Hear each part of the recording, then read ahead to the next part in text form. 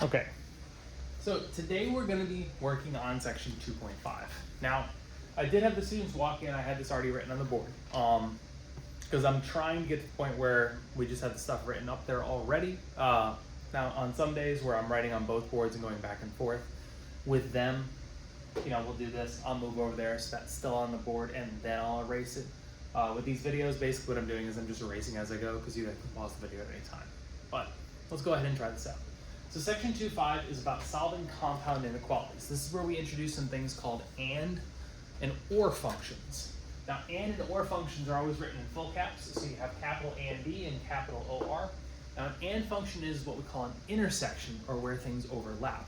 An or function is what we call a union, or basically when we include everything. Now, these are inclusive or functions. They're very different than in Algebra 2, we'll cover an exclusive or function.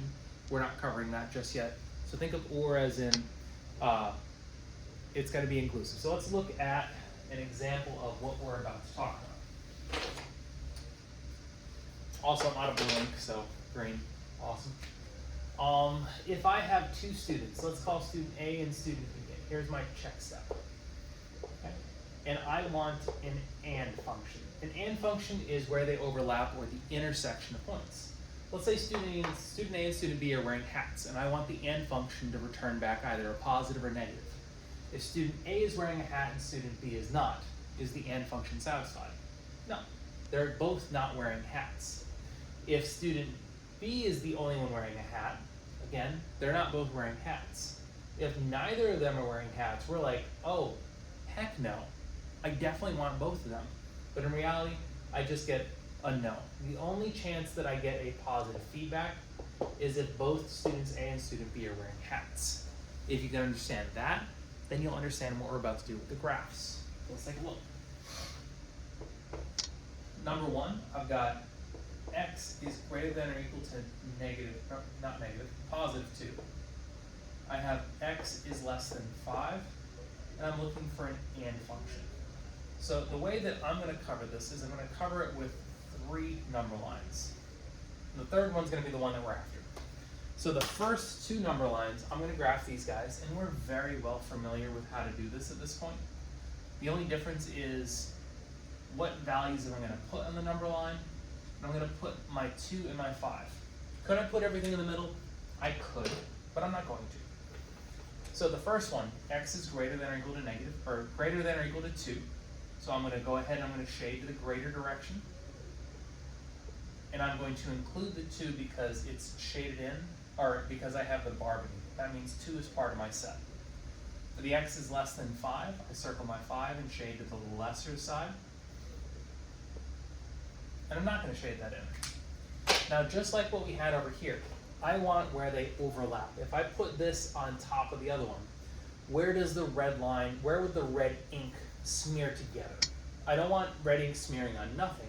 I want red ink smearing on red ink. So if I look at the left part, do both graphs, in essence, are they both wearing hats on the left side? No, only this one is. The top one is blank, so I'm not going to shade the left. In the middle, are they both wearing hats in the middle? Yes, I have red ink and red ink. On the right, are they both wearing hats over here? No, the top one is, the bottom one is not. So I'm going to shade the middle between 2 and 5. And then I'm going to ask at 2 and at 5, do they both have 2 shaded in? Yeah. For the top one, I see that 2 is shaded in. For the bottom one, it's part of this line, which means it's part of the solution set. For this one right here, I've got the 5 is not included on the bottom one. So this is going to be my and function. So quite literally, it's where they overlap. If I put these on top of each other, where does the red ink smear together? Right there in the middle. That's what we call the intersection.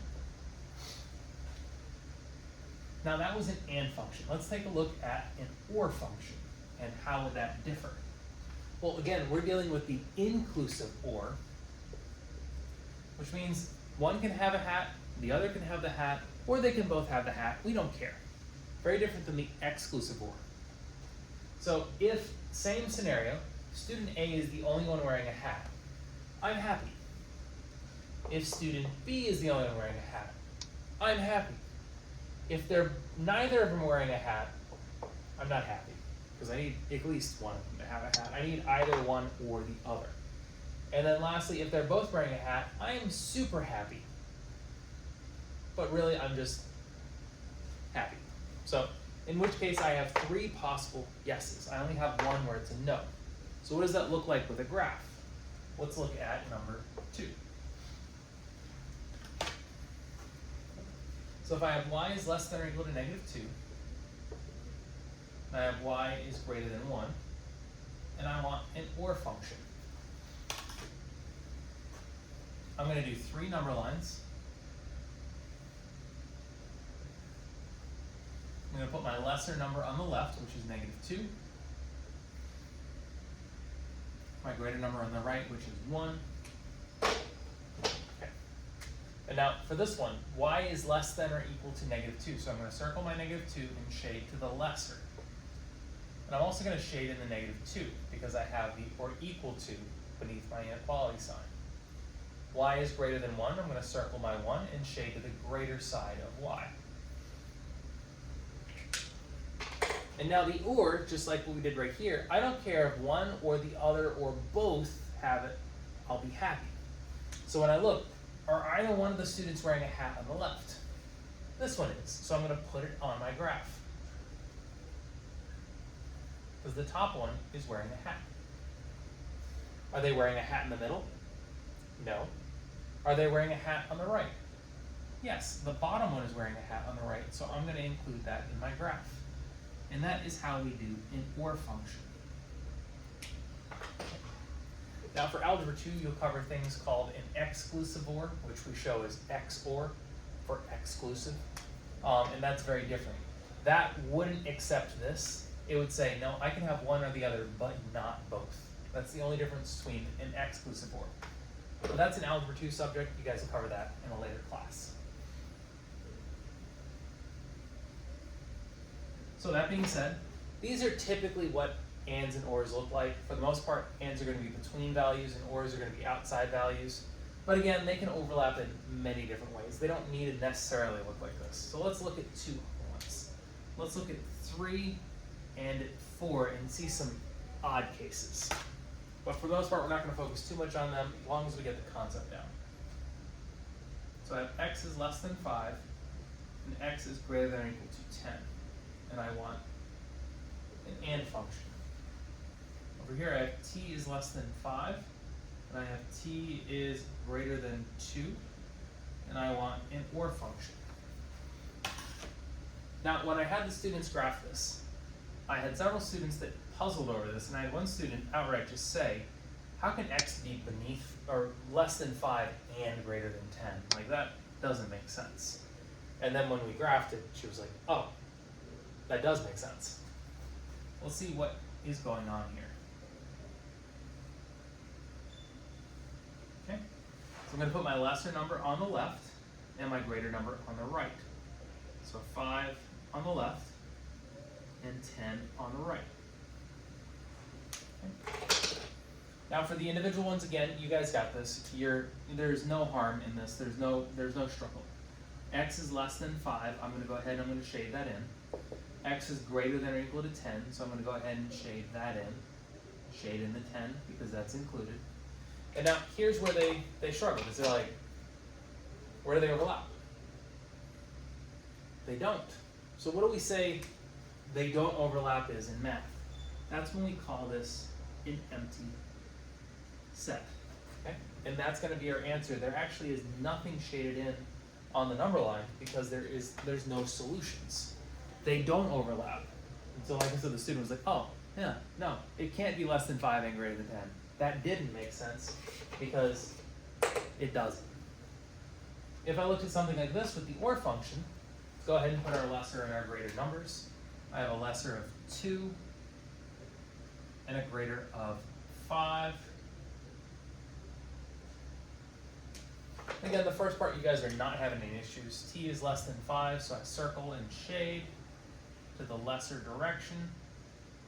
T is greater than 2, so I circle and shade in the greater direction.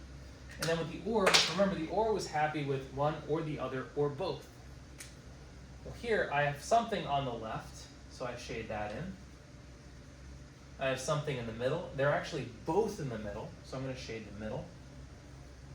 And then I have something on the right, the bottom one, so I'm going to shade the right.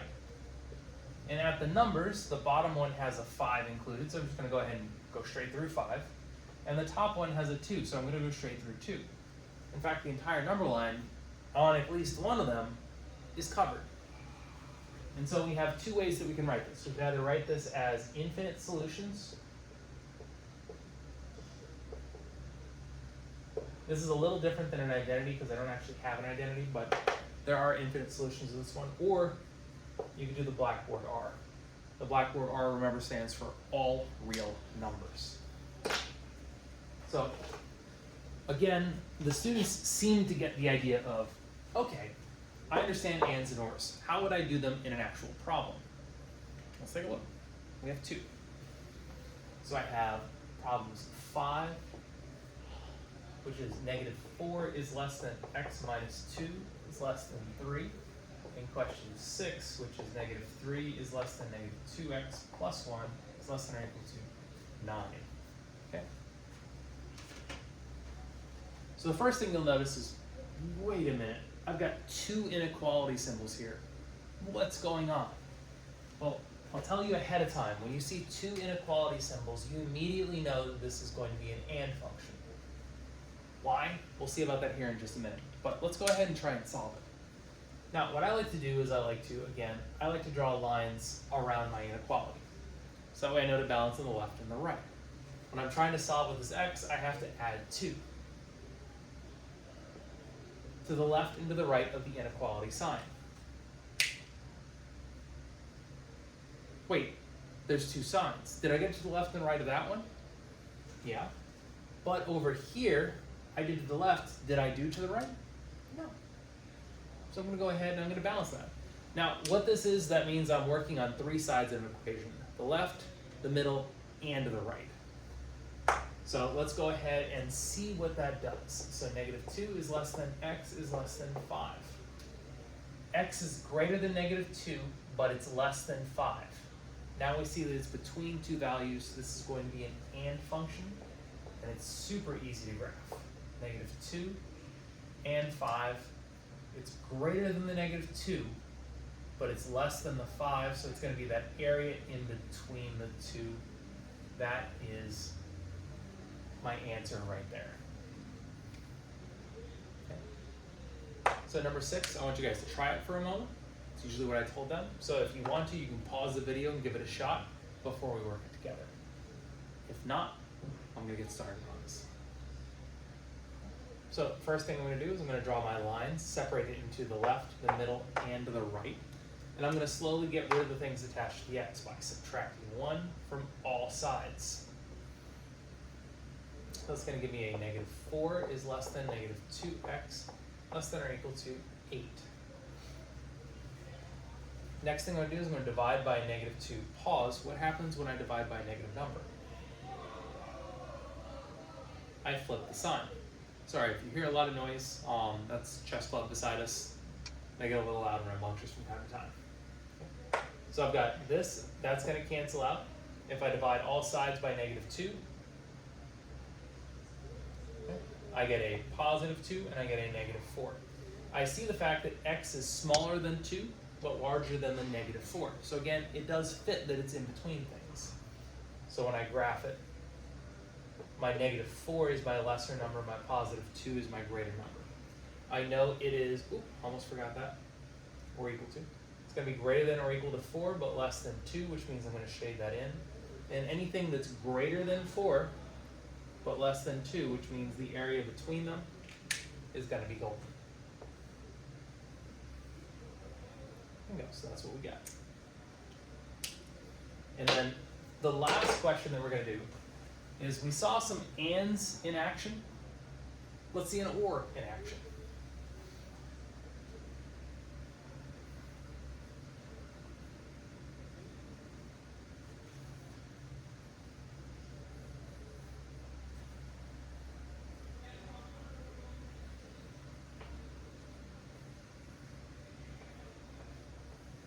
Okay.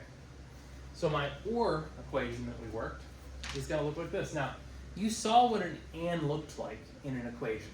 So tell me, what do you think gives us a clue that this is going to be an or function? What's different about it in the way that I know ands have two inequality symbols? Immediately, and function. For an or function, we're number 7. We have a 3y minus 5 is less than negative 8.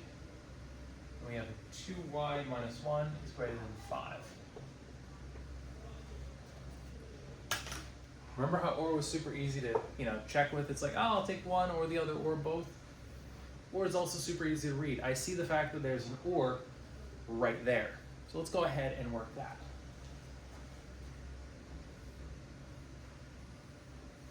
Now, I do draw 2 lines, but unlike working the equation all at once, I'm going to work 2 separate parts.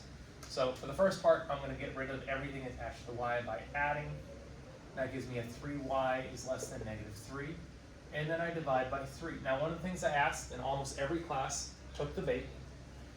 I have a negative 3 and I'm dividing right here. What am I going to do to that sign? Hopefully you didn't say flip it, because am I dividing by a negative? No. But a really common thing that I've seen in these math classes is that if we see a negative being divided, a lot of students, that will trigger what they think is to flip the sign.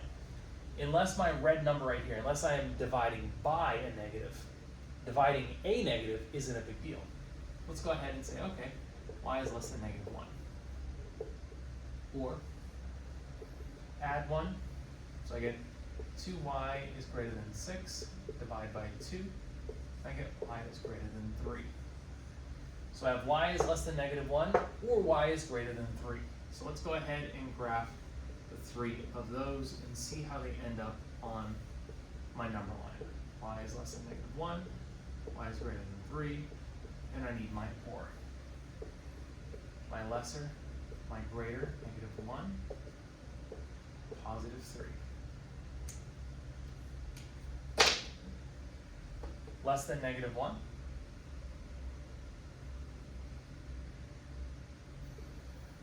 Greater than 3. And with my or, I don't care which one has it as long as one of them has it. So when I look at the left point, the top one has this left section, so I'm going to include it. Neither of them have the middle, but the bottom one has this right section, so I'm going to include that. And boom. There we go. So we've seen both and or functions. The and functions have that double inequality, which means I'm solving 3 sides instead of 2. The or just literally tells us this is or.